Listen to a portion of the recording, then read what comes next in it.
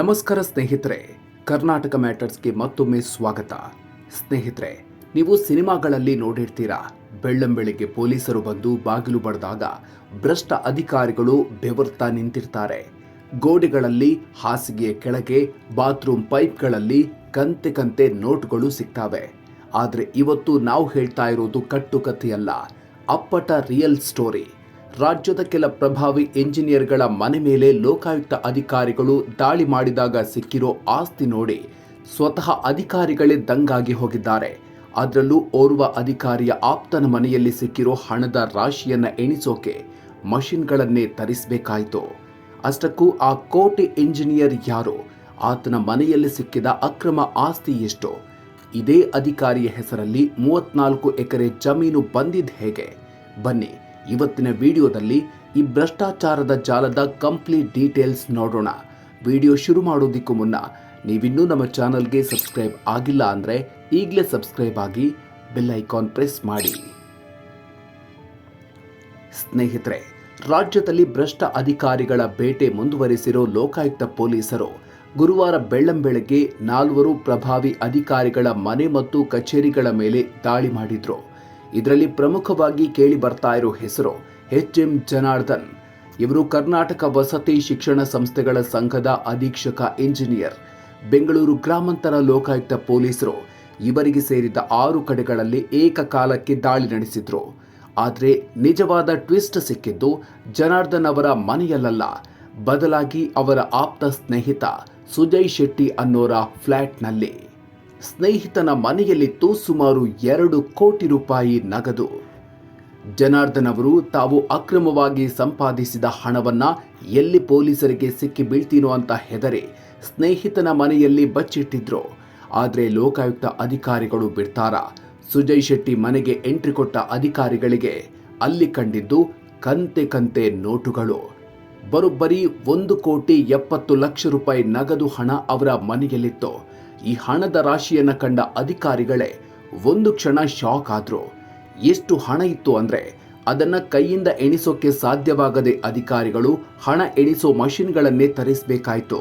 ಸದ್ಯ ಈ 1.70 ಕೋಟಿ ರೂಪಾಯಿಗೆ ಯಾವುದೇ ದಾಖಲೆ ಇಲ್ಲದ ಕಾರಣ ಹಣವನ್ನ ಜಪ್ತಿ ಮಾಡಲಾಗಿದೆ. 34 ಎಕರೆ ಜಮೀನು, ಆದಾಯಕ್ಕಿಂತ 216% ಹೆಚ್ಚು ಆಸ್ತಿ. ಜನಾರ್ದನ್ ಅವರ ಜನ್ಮ ಜಾಲಾಡಿರೋ ಅಧಿಕಾರಿಗಳಿಗೆ ಸಿಕ್ಕಿರೋ ಮಾಹಿತಿ ಪ್ರಕಾರ ಇವರು ತಮ್ಮ ಅಧಿಕೃತ ಆದಾಯಕ್ಕಿಂತ ಬರೋಬ್ಬರಿ 216%ನಷ್ಟು ಹೆಚ್ಚಿನ ಆಸ್ತಿ ಹೊಂದಿದ್ದಾರೆ. ಇವರ ಲಿಸ್ಟ್ ನೋಡಿದ್ರೆ ನಿಮಗೆ ತಲೆ ಸುತ್ತು ಬರೋದು ಗ್ಯಾರಂಟಿ. 2,40,00,000 ರೂಪಾಯಿ ಮೌಲ್ಯದ 3 ಐಷಾರಾಮಿ ಮನೆಗಳು, 34 ಎಕರೆ ಕೃಷಿ ಭೂಮಿ, 7 ಲಕ್ಷ ಮೌಲ್ಯದ ಚಿನ್ನಾಭರಣ, 20 ಲಕ್ಷ ಮೌಲ್ಯದ ಐಷಾರಾಮಿ ಕಾರ್ಗಳು, ಹೀಗೆ ಒಟ್ಟು 4.42 ಕೋಟಿ ರೂಪಾಯಿ ಮೌಲ್ಯದ ಅಕ್ರಮ ಆಸ್ತಿಯನ್ನ ಅಧಿಕಾರಿಗಳು ಪತ್ತೆ ಹಚ್ಚಿದ್ದಾರೆ. ಕೋಟಿ ಆಸ್ತಿ. ಇಂಜಿನಿಯರ್ ಪುರುಷೋತ್ತಮ್ ದಾಸ್ ಹೆಗಡೆ ಆಸ್ತಿ ಕಂಡು ದಂಗಾದ ಅಧಿಕಾರಿಗಳು.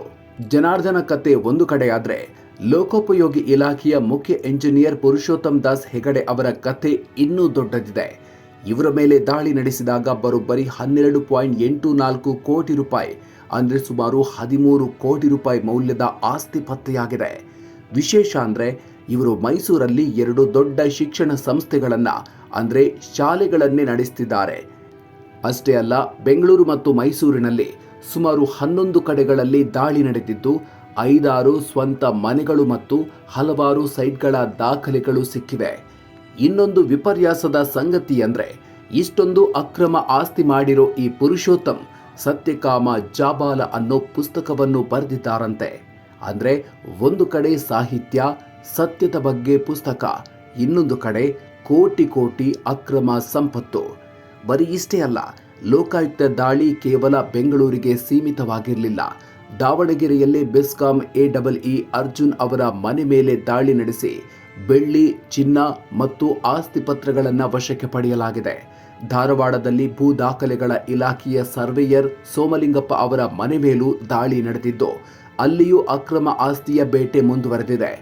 ಒಟ್ಟಾರೆಯಾಗಿ ಹೇಳೋದಾದ್ರೆ ಈ 4 ಅಧಿಕಾರಿಗಳಿಂದ ಸುಮಾರು 19,71,00,000 ರೂಪಾಯಿ ಮೌಲ್ಯದ ಅಕ್ರಮ ಆಸ್ತಿಯನ್ನ ಲೋಕಾಯುಕ್ತ ಪೊಲೀಸರು ಪತ್ತೆ ಹಚ್ಚಿದ್ದಾರೆ.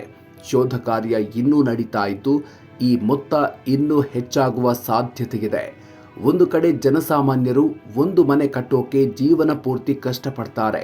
ಆದರೆ ಇಂಥ ಭ್ರಷ್ಟ ಅಧಿಕಾರಿಗಳು 10 ಕೋಟಿ ರೂಪಾಯಿ ಲೂಟಿ ಮಾಡಿ ಸ್ನೇಹಿತರ ಮನೆಯಲ್ಲಿ ಬಚ್ಚಿಡ್ತಾರೆ. ನಮ್ಮ ರಸ್ತೆಗಳು, ನಮ್ಮ ಶಾಲೆಗಳು ಸರಿಯಾಗಿಲ್ಲ ಅಂದರೆ ಅದಕ್ಕೆ ಇಂಥೋರೇ ಕಾರಣ ಅಲ್ವಾ? ಈ ಬಗ್ಗೆ ನಿಮಗೇನನ್ಸುತ್ತೆ? ಕೇವಲ ದಾಳಿ ಮಾಡಿದ್ರೆ ಸಾಕಾಗುತ್ತಾ ಅಥವಾ ಇವರಿಗೆ ಇನ್ನೂ ಕಠಿಣ ಶಿಕ್ಷೆ ಆಗಬೇಕಾ? ಇಂಥವರಿಂದ ಜಪ್ತಿ ಮಾಡಿದ ಹಣವನ್ನು ಸರ್ಕಾರ ಏನು ಮಾಡಬೇಕು? ನಿಮ್ಮ ಅಭಿಪ್ರಾಯವನ್ನು ಕಮೆಂಟ್ ಬಾಕ್ಸ್ನಲ್ಲಿ ತಪ್ಪದೇ ತಿಳಿಸಿ. ಈ ಮಾಹಿತಿ ಇಷ್ಟ ಆಗಿದ್ರೆ ಲೈಕ್ ಮಾಡಿ. ಭ್ರಷ್ಟಾಚಾರದ ವಿರುದ್ಧ ಧ್ವನಿ ಎತ್ತೋಕೆ ಈ ವಿಡಿಯೋವನ್ನು ಎಲ್ರಿಗೂ ಶೇರ್ ಮಾಡಿ. ಮುಂದಿನ ವಿಡಿಯೋದಲ್ಲಿ ಮತ್ತೊಂದು ಇಂಟ್ರೆಸ್ಟಿಂಗ್ ವಿಷಯದ ಜೊತೆಗೆ ಮತ್ತೆ ಸಿಗೋಣ. ಅಲ್ಲಿವರೆಗೂ ನಮಸ್ಕಾರ.